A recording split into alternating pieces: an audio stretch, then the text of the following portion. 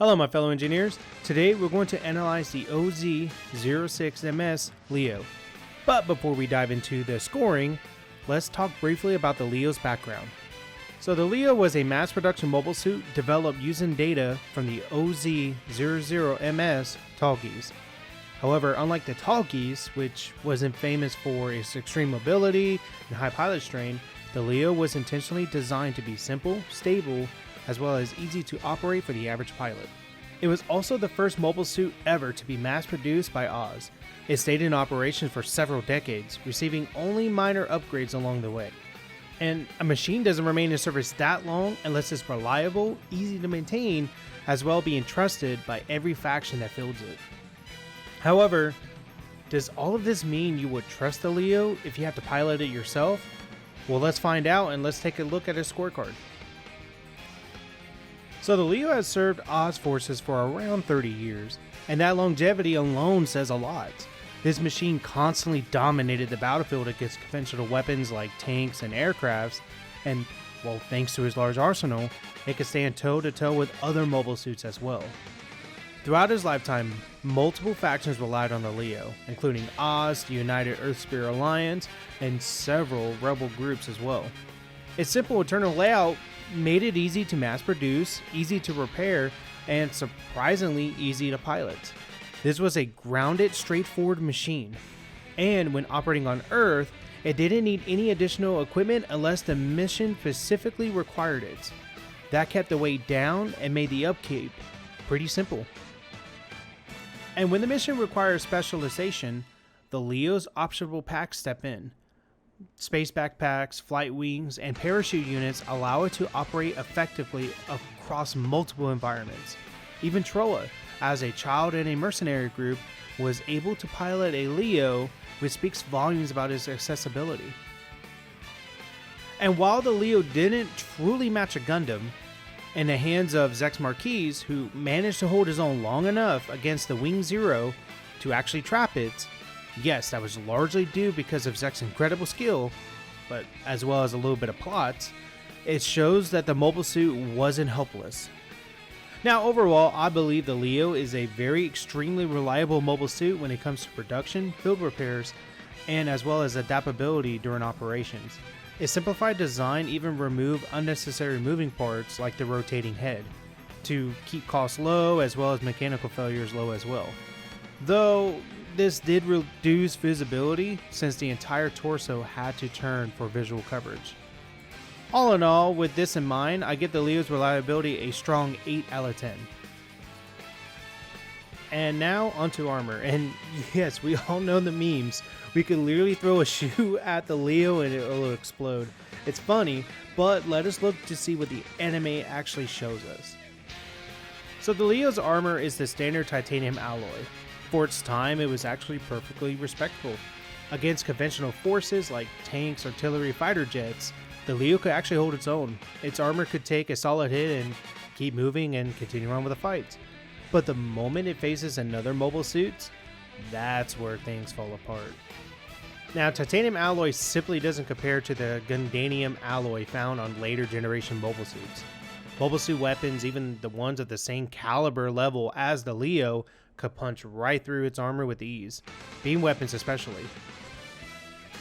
Now, later models did attempt to patch the issue with extra armor plating on the shoulders, and as well as the additional shield, but these upgrades only help so much. Compared to what the Gundams were bringing into the battlefield, the Leo armor wasn't just weak, it was practically primitive. So while the Leo's armor worked fine against older conventional threats like tanks and fighters, it just simply wasn't strong enough to stand up against mobile suit scale firepower. And for that reason, I'll give the Leo's armor a 5 out of 10, an average grunt armor. While the Leo struggles defensively, it honestly makes it up for the offensive side. The Leo has access to a huge variety of weapons, far more than most mass production models. It could be armed with the standard 105mm machine gun, the beam rifle, the beam shorty rifle, the colony beam rifle, and of course a selection of bazookas. And then there's everyone's favorite, the Dauber gun. The only grunt tier weapon in its arsenal that can actually damage Gundam alloy. Now, commander units even push this even further with shoulder-mounted beam cannons, giving the Leo impressive mid-range and anti-armor capabilities. Now, when you put the right loadout together, a team of Leos can actually dish out some serious damage, even to a mobile suit armored in Gundam. As well to mention, the Leo also has a pair of beam sabers stored behind his shield. For a mass production suit, this is actually a quite exceptional amount of firepower and versatility. In many ways, the Leo's offensive options are what compensates for its weaker armor.